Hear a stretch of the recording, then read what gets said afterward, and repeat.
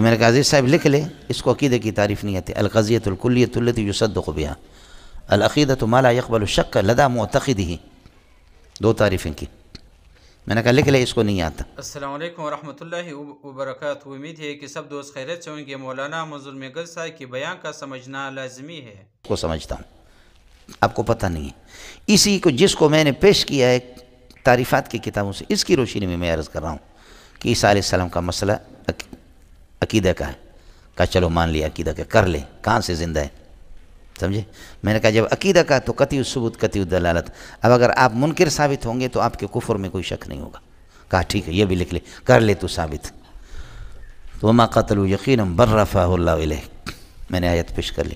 انہوں نے قتل نہیں کیا، وہ زندہ ہے، اللہ نے آسمانوں پہ اس کو اٹھایا، جیسے متقدمین کا مذہب بتایا صبح کو آپ کو آسمانوں پہ، سمجھے. تو اس پر کہنے لگے کہ نہیں اللہ نے اس کی روح کو اٹھایا. میں نے کہا روح کو قتل کون کر سکتا ہے؟ روح کو کسی نے دیکھا ہے؟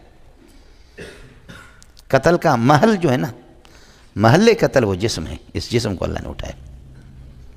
آیا سمجھ؟ اور تو گرامر سے واقف نہیں رہا. ما قبل صفت بھی ہے، موصوف بھی ہے، جسم بھی ہے، ما قبل کی آیات کو اسی کو اللہ نے اٹھایا. اور یہ بل کون سا ہے؟ کہتے کہ بل یہ اضرابیہ ہے، پھر کہتے ہیں بل ابتالیہ. میں نے کہا بیوقوف، دونوں ایک ہی چیز ہے. اضرابیہ اور ابتالیہ ایک ہے، بل ترقی الگ چیز ہے. اچھا مجھ سے تسامح ہو گیا. تو یہ بل ترقی ہے، پھر کہتے کہ اضراب کے. میں نے کہا تو پڑھا ہوا نہیں، تو مجھے بتا دے بل ترقی میں اور بل اضرابی ابتالیہ میں فرق کیا ہے. شرط بتا دے، میں ہار گیا تو جیت گیا، سمجھے. کہتے ہیں یہ مجھے اس وقت مستحضر نہیں. میں نے کہا عزیز جان یہ ہے آپ کا بندہ، یہ اردو پڑھا ہوا غریب ہے، اس کو بل اضرابیہ بل ترقیہ میں کوئی فرق معلوم نہیں ہے. یہ اردو پڑھا ہوا ہے اور اس نے ایک چیز پر کہہ رہے کہ مجھے معلوم نہیں ہے، مجھے معلوم نہیں ہے، سمجھے.